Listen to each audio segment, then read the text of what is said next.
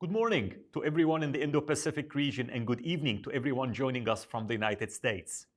It's an honor to be with you on the final day of the AmChams of the Asia-Pacific Business Summit 2021. Before we begin, I want to say thank you to AmCham Singapore and all the AmChams from across the region for your incredible work putting together this year's summit. I want to also express my gratitude to the thousands of US companies present in the region. With over $250 billion in investments, the United States remains the largest foreign investor in Southeast Asia by a large margin.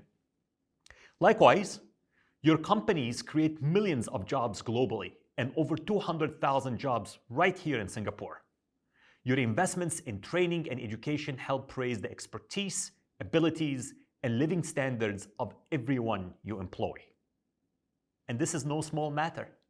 As President Biden recently said, how the United States, Europe, and Asia work together to defend our shared values and advance our prosperity will be among the most consequential efforts we undertake in the coming years.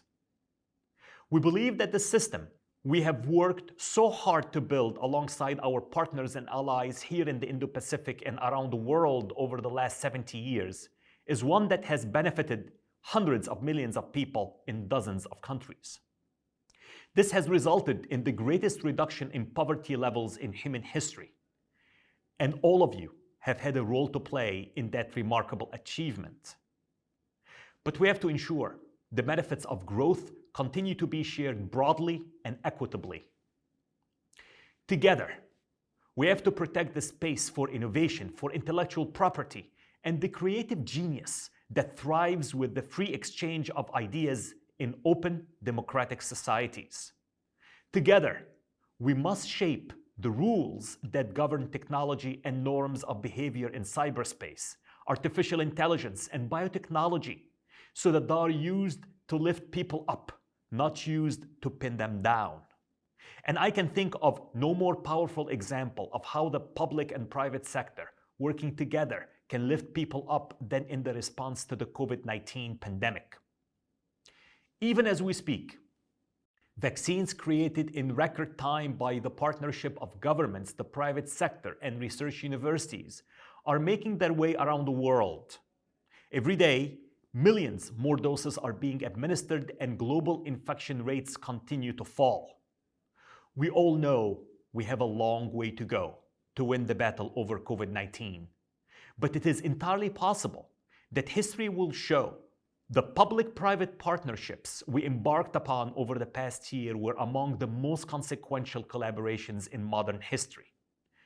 But we also know the battle over COVID-19 cannot be won until every country has the resources it needs to secure victory. That is why the United States announced a few weeks ago that we were contributing $4 billion to Gavi, the Vaccine Alliance for the COVAX Advanced Market Commitment, which supports access to safe and effective vaccines for 92 low and middle income economies. These contributions make the United States the single largest contributor to the international response to COVID-19. And these commitments build on a long tradition of US support for global health. Some of you may not be aware that over the past 2 decades, the United States has provided more than $140 billion in global health assistance. We have all gotten used to staying connected and engaged through these virtual and hybrid events over the past year.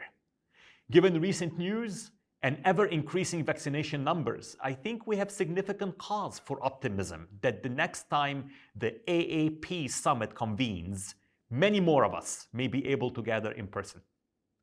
I, for one, will be looking forward to that day. Thank you, and all the best on this final day of the AmChams of the Asia-Pacific Business Summit.